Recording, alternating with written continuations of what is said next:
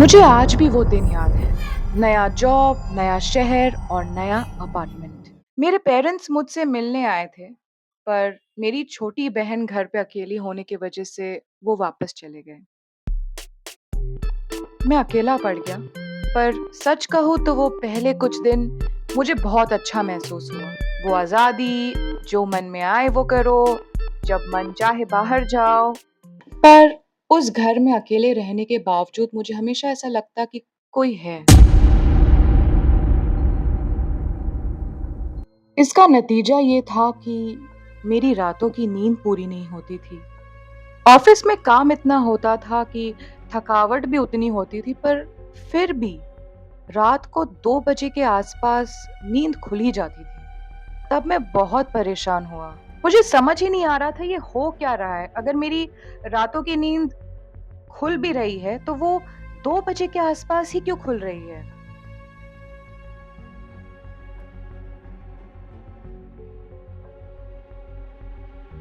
फिर एक दिन वापस 2 बजे मेरी नींद खुल गई। उठने के बाद मुझे किसी के चलने की आवाज़ आई। ऐसा समझ में आ रहा था कि लिफ्ट से कोई मेरे घर की तरफ आ रहा था।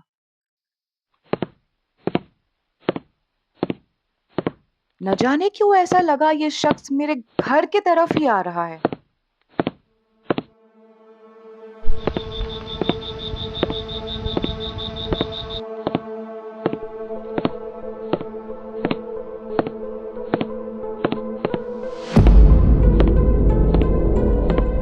उसके कदम बिल्कुल मेरे घर के बाहर आके रुक गए।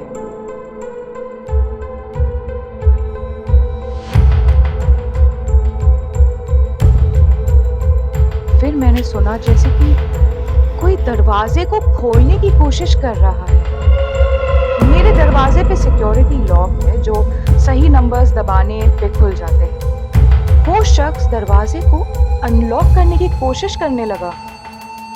मैं इतना डर गया कि मैं चद्दर के अंदर जाके चिल्लाने लगा, प्लीज आप जो भी हो चले जाओ, मेरे पास कुछ नहीं है। मेरा सिक्योरिटी पिन नंबर 7 डिजिट का तो बिल्कुल भी नहीं है। और वो 7 नंबर से तो बिल्कुल भी शुरू नहीं होता।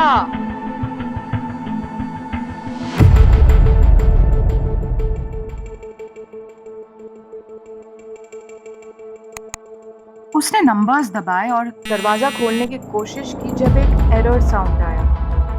उसके बाद वो पागलों जैसे सारे नंबर्स बार बार दबाने लगा, सोच के कि शायद वो दरवाजा खुल जाए। वो ऐसे बार बार करता था। मैं बहुत डर गया था।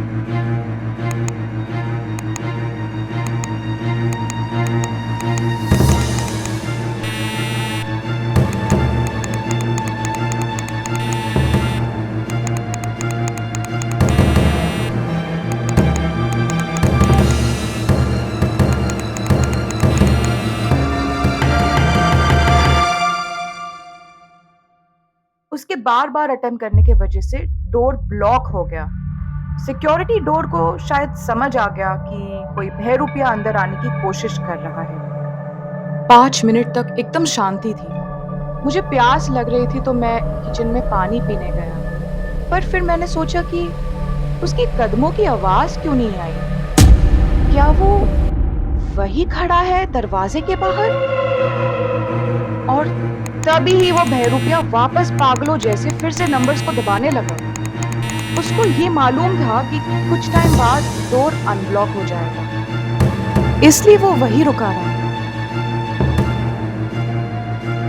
मैं तुरंत अपने हॉल में भागा और दरवाजे को चेन लगा के वापस अपने बेड पे चद्दर के अंदर छुपने चला गया।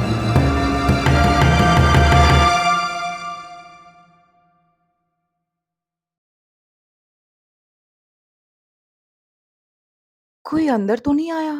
ये सोच के मैं अपने चद्दर के बाहर देखने लगा, तो वहां पे कोई नहीं था। पर फिर मुझे ऐसा लगा कि कोई मेरे बेड के नीचे। तुम्हें क्या लगा मैं अंदर नहीं आ पाऊंगा? ऐसा ही लगा था ना?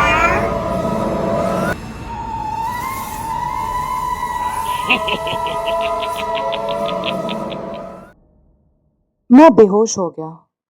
फिर समझ में आया कि वो एक बुरा सपना था या शायद स्लीप पैरालिसिस। अगली सुबह मैं अपने दरवाजे पे गया और सब कुछ चेक करने लग गया।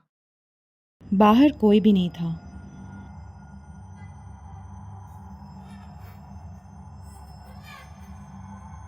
मैंने जो देखा वो दिल को दहलाने वाला एक बहुत ही वो एक डरावना दृश्य था। किसी ने चाकू जैसे तेज धार वाली चीज से नंबर्स के ऊपर स्क्रैच कर दिया और वो वही 7 नंबर्स थे जो मेरा करेक्ट पिन था। मैंने अपने पेरेंट्स को बुलाया, वो तुरंत आ गए। वो भी डर गए ये देख के। पूरे सीसीटीवी फुटेज को देखा। हैरानी वाली बात है कि हमें कोई भी नहीं दिखा। हाँ पता था मुझे। क्या मतलब? नो, तुम्हारा बेटा अभी भी सस्ते नशे कर रहा है। ज्यादा मत बोलो, चुप रहो तुम। सिवा कुछ नेबर्स के और कुछ बच्चों के। उस हादसे के बाद मेरे पेरेंट्स मेरे साथ ही रहने लगे। मेरी छोटी बहन मेरे नानी के साथ रहने लगी। अब मेरी नींद भी पूरी होने लगी थी। पर वो हादसा मैं शायद ही भूल पाऊंगा। आज भी सोच के मेरे रोंगटे खड़े हो जाते हैं।